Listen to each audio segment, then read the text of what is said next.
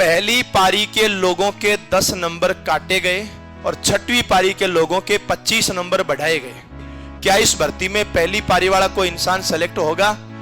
क्योंकि 35 नंबर का फासला, नंबर बराबर थे ना, एक के 70, 101, एक के 105। अब तुम खुद बताओ सिलेक्ट कौन होगा? गवर्नमेंट की याद की बात है तो गवर्नमेंट पेपर एक जैसा ही बनाए ना। अब दो चीजों की आवाज उठानी पड़ेगी। दो चीजें कौन कौन सी? कल पशु परिसर का रिजल्ट आया, पहली पारी के लोगों के 10 नंबर काटे गए और छठवीं पारी के लोगों के 25 नंबर बढ़ाए गए। अब आप मुझे यह बताओ कि छठवीं पारी में लगभग 2.5 लाख से ज्यादा लोग परीक्षा दी, अगर उनके 10-10 नंबर 25-25 नंबर बढ़ाए गए और पहली पारी के 10-10 नंबर काटे गए, क्या इस भर्ती में पहली पारी वाला कोई इंसान सेलेक्ट होगा? क्योंकि 35 नंबर का फासला, बराबर होने के बावजूद 35 नंबर का फासला गवर्नमेंट ने कर दिया। क्या अपन को यह बताया कि हम किस आधार पर यह नंबर काट रहे हैं या किस आधार पर नंबर बढ़ा रहे हैं? बताया क्या? पहले नॉर्मलाइजेशन का एक सिस्टम होता था कि अजय, जैसे हम पटवारी की बात कर रहे हैं, पिछली पटवारी में 20-20 नंबर तक काटे थे, किसी के 20 नंबर काटे, किसी के 20 नंबर बढ़ाए, 40 नंबर का फासला कर दिया था। अटी रख दो नॉर्मलाइजेशन के नाम से।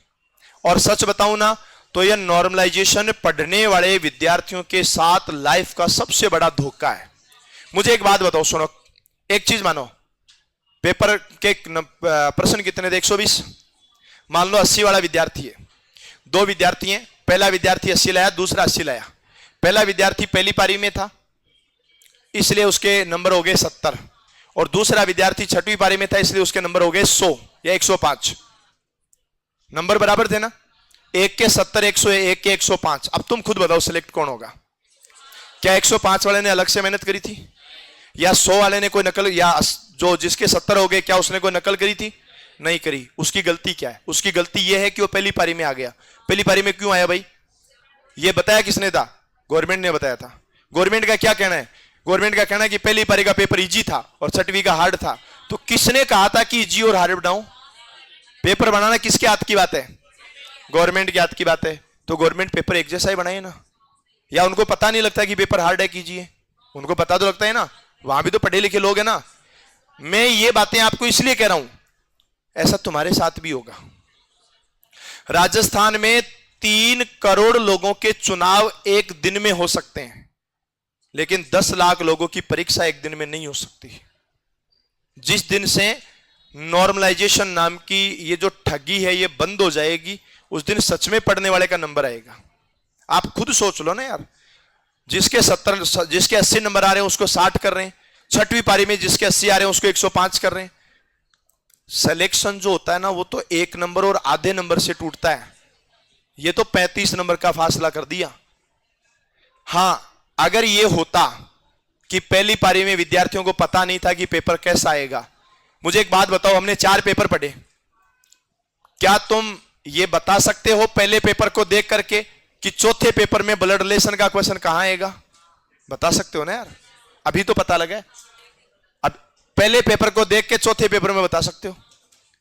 तुम पहले पेपर को देख के दूसरे पेपर में यह भी बता सकते हो कि कौन सा प्रश्न कितने नंबर पर आएगा। तुम पहले पेपर को देख के चौथे पेपर में बता सकते हो कि किस टॉपिक के कितने प्रश्न आए। मैंने कोडिंग डिकोडिंग के 4 क्वेश्चन करा दिए। क्या फर्क है चारों में? जिसको पहली पारी में पता लग गया कि भाई कोडिंग डिकोडिंग का इस लेवल का प्रश्न आ रहा है, वो तैयार कर लेगा। तो नियम तो यह कहता है कि पहली पारी वाले को पता नहीं था और छठवीं पारी को टॉपिक का पता लग गया था कि किस टॉपिक से प्रश्न आएगा, तो छठवीं पारी का कम करो और पहली पारी का बढ़ाओ। इन्होंने उल्टा किया, पहली पारी के 10 नंबर काटे और छठवीं पारी को 25 नंबर फ्री में दिए। 25। और सुनो, अपन इस चीज का बिल्कुल भी विरोध नहीं कर रहे कि तुमने बढ़ाए क्यों, लेकिन हम इस चीज का विरोध जरूर करेंगे कि बिना मतलब के नंबर काटे क्यों। अगर तुम्हारा लॉजिक है कि पेपर हार्ड और इजी है तो तुम पेपर हिसाब के बनाओ ना, मना कौन करता है? या दूसरी चीज, जब एक दिन में 3 करोड़ लोगों की वोटिंग हो सकती है, तुम्हारे पास इतने पर्याप्त संसाधन हैं, तो क्या 10 लोगों की परीक्षा एक साथ नहीं हो सकती? जो अपने खान सर हैं, इन्होंने एक आंदोलन किया था किया था ना? उसका क्या फायदा हुआ? अपने आरपीएससी का एग्जाम होता है, उनके बीपीएससी का एग्जाम होता है। बिहार अपने आरपीएससी, उनका बीपीएससी। राजस्थान लोक सेवा आयोग, बिहार लोक सेवा आयोग। होता है कि नहीं होता? 6 लाख लोगों ने फॉर्म भरा बीपीएससी का और बोले हम 2 पारियों में करवाएंगे। तो खान सर का क्या कहना था कि तुम 2 पारियों में करवाओगे और नॉर्मलाइजेशन के नाम से लोगों को बाहर करोगे। हम 2 पारियों में पेपर नहीं होने देंगे, पेपर एक ही पारी में होगा। और जब उन्होंने इस चीज को उठाया, स्टूडेंट्स का सपोर्ट मिला, तो लास्ट में क्या हुआ? एक पारी में पेपर हुआ, नॉर्मलाइजेशन बंद हुआ। यह नॉर्मलाइजेशन अगर अपने भी लगा रहा ना, तो पिछली पटवारी में 20 नंबर बढ़ाना, 20 नंबर काटना, 40 का फासला था। ये तुम्हारे साथ भी होगा। हाँ जी, अरे तो इस बार एक पेपर है तो आगे भर्तियां और नहीं होगी क्या? आगे भी तो भर्तियां हैं ना। आप चतुर्थ श्रेणी कर्मचारी की बात कर लो ना। क्या तुम लोग चतुर्थ श्रेणी कर्मचारी का फॉर्म भरोगे कि नहीं भरोगे? ये सेम तुम्हारे साथ होगा। स्टूडेंट ने आवाज उठाई तो सीटी के अंदर नेगेटिव मार्किंग हटी कि नहीं हटी? स्टूडेंट ने आवाज उठाई तो 15% वाला, जो 15 गुना वाला 40% हुआ कि नहीं हुआ? अगर यही स्टूडेंट आवाज उठाएंगे ना, तो नॉर्मलाइजेशन जैसी चीजें बंद हो जाएगी। और नॉर्मलाइजेशन जैसी चीजें, अब एक चीज और, एक एग्जांपल और लो। मान लो 2 इंसान है, अलग अलग है। पहले इंसान के 70 नंबर है, दूसरे के 80 है। 70 नंबर वाला तीसरी पारी में है, 6वीं पारी में है, तो 25 नंबर बढ़ा दो, 95 हो गया। और 80 नंबर वाला है ना, वो पहली पारी में है, 10 नंबर कम कर दो, 70 हो गया। अब सोचो 80 वाले के 70 हो गए, 70 वाले के 95 हो गए। कम पढ़ने वाला नौकरी लगा कि नहीं लगा? क्या मतलब है पढ़ने का? है क्या मतलब? अच्छा, दूसरी चीज, पेपर इजी है कि पेपर हार्ड है, डिसाइड कौन करेगा? स्टूडेंट नहीं करेगा, गवर्नमेंट करेगा। जब गवर्नमेंट को खुद को इतना नॉलेज है कि पेपर हार्ड है, कीजिए, ये डिसाइड कर सकती है, तो बनाने इतना टाइम क्यों नहीं करते? और सुनना, अपन लोग क्या होते हैं कि सोशल मीडिया में अलग अलग तरीके से घुसे हुए हैं। अपन को यह लगता है कि चाहे ये सरकार अच्छी है, ये सरकार अच्छी है। स्टूडेंट के लिए तो दोनों सरकारी अच्छी नहीं है, पढ़ने वालों के लिए दोनों सरकारी अच्छी नहीं है। पिछली सरकार ने भर्तियों में पेपर आउट करके ठगा, इसने नॉर्मलाइजेशन के नाम से ठगा। है तो दोनों एक ही चीज ना। आज वो खुले में घूम के बता रहे हैं कि हमने एक भी पेपर आउट नहीं किया, तो वो ये भी तो बताएं कि हमने 70 वाले को नौकरी दी, 80 वाले को घर बिठाया। हो रहा है कि नहीं हो रहा?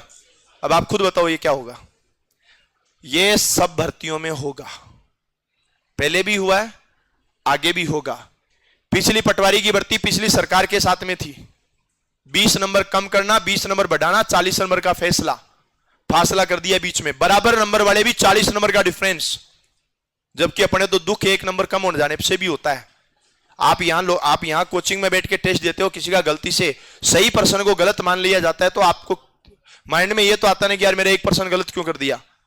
ये माइंड में आपके तब आता है कि जब हम लोग आपकी बातें सुनते हैं। गवर्नमेंट वाले नहीं सुन रहे, कर लो, 25-25 नंबर काटे हैं तुम्हारे, 10-10 नंबर काटे हैं, 25-25 बढ़ाएं। एक साथ बैठने वाले 2 लोगों के बीच में 35 नंबर का फासला किया है, करो, देखिए बात किससे करोगे? है कि नहीं ये बात?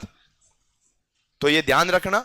राजस्थान में अब कुछ लोग इन चीजों को लेकर के आवाज उठाएंगे, सड़कों पे जाके नहीं उठाएंगे, सोशल मीडिया पे उठाएंगे।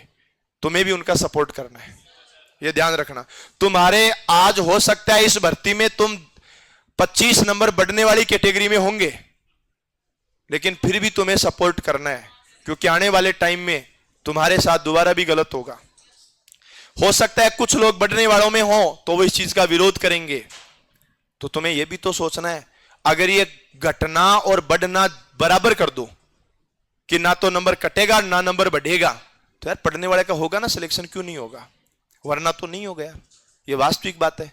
तो जो भी लोग, आप सोशल मीडिया यूज करते हो, वो राजस्थान का कोई भी कोचिंग इंस्टीट्यूट हो सकता है, राजस्थान का कोई भी टीचर हो सकता है, या राजस्थान का कोई भी स्टूडेंट हो सकता है, वो अगर सोशल मीडिया पे इस चीज को उठा रहे हैं ना, तो आप लोगों को उसका सपोर्ट करना है।